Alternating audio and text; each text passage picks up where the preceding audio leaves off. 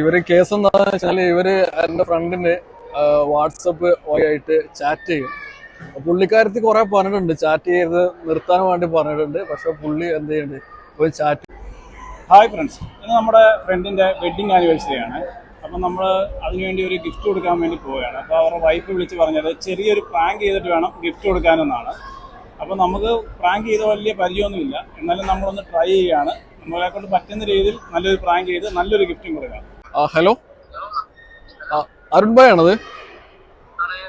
അരുൺ ഭായ്, പിന്നെ നിങ്ങള് ഇവിടെ ദുബായിലല്ലേ ഉള്ളത്? അതെ, ഓക്കെ. പിന്നെ നിങ്ങള് അതായത് എൻ്റെ ഒരു ഫ്രണ്ടിന് ഒരു കംപ്ലൈന്റ് വന്നിട്ടുണ്ട്. അപ്പോൾ പുള്ളിക്കാരത്തി മെസ്സേജ് അയക്കുന്നുണ്ടെന്ന് പറയണത് വാട്സപ്പ് ത്രൂ.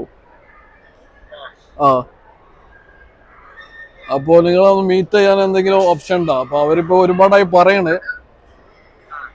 അപ്പൊ ഒന്ന് കണ്ട് സംസാരിക്കാനും വേണ്ടിട്ടായിരുന്നു.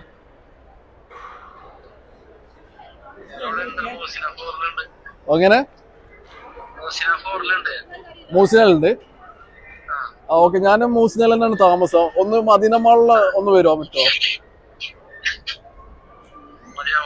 മദീന മാളിലേക്ക് നമ്മൾ ഇതൊന്ന് ക്ലിയർ ചെയ്യണേ. അല്ലപ്പോ ഇവരെന്നല്ലേ. അപ്പൊ ഇവര് കേസ് എന്താണെന്ന് വെച്ചാല് ഇവര് എന്റെ ഫ്രണ്ടിന് വാട്സപ്പ് വഴിയായിട്ട് ചാറ്റ് ചെയ്യും. പുള്ളിക്കാരത്തി കുറെ പറഞ്ഞിട്ടുണ്ട്, ചാറ്റ് ചെയ്ത് നിർത്താൻ വേണ്ടി പറഞ്ഞിട്ടുണ്ട്. പക്ഷെ പുള്ളി എന്ത് ചെയ്യുന്നുണ്ട്, പോയി ചാറ്റ് ചെയ്തുകൊണ്ടിരിക്കുന്നു.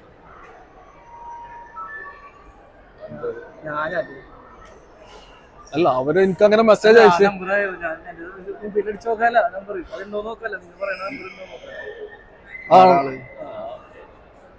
അല്ല, ഞാൻ ചോദിക്കട്ടെ, ഇപ്പൊ നമ്മള് മാനമായിട്ട് നിക്കണ ഒരു ഫാമിലി പരമായിട്ട് നിക്കുന്ന ആൾക്കാരാണ്. പക്ഷെ അത് അങ്ങനെ ചെയ്യാൻ പാടുണ്ടോ? നിങ്ങളെ വീട്ടിലാണെങ്കിലും അവരെ വീട്ടിലാണെങ്കിലും അങ്ങനെ നമ്മൾ ആരും ചെയ്യില്ലല്ലോ. ഈ പുള്ളിന്റെ ഫോട്ടോ അയച്ചിട്ടുണ്ട്, കുറെ സ്ക്രീൻഷോട്ടും അയച്ചു തന്നിട്ടുണ്ട്, ചാറ്റ് ചെയ്ത സ്ക്രീൻഷോട്ടും അയച്ചു തന്നിട്ടുണ്ട്.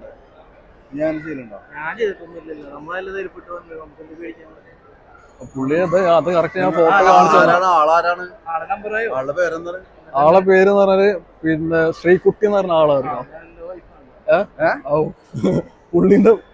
പുള്ളിക്കാരത്തി പറഞ്ഞ ഹാപ്പി വെഡിങ് ആനിവേഴ്സറി.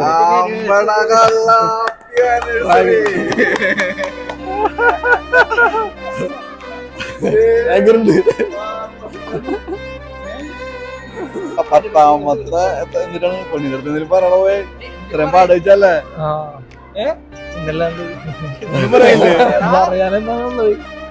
എന്തായാലും സന്തോഷായി. ഇത്ര ഞാൻ വിചാരിച്ചിരുന്നില്ല.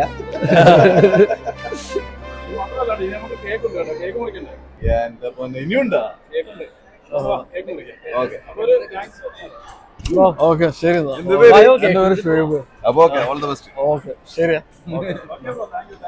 Happy wedding anniversary.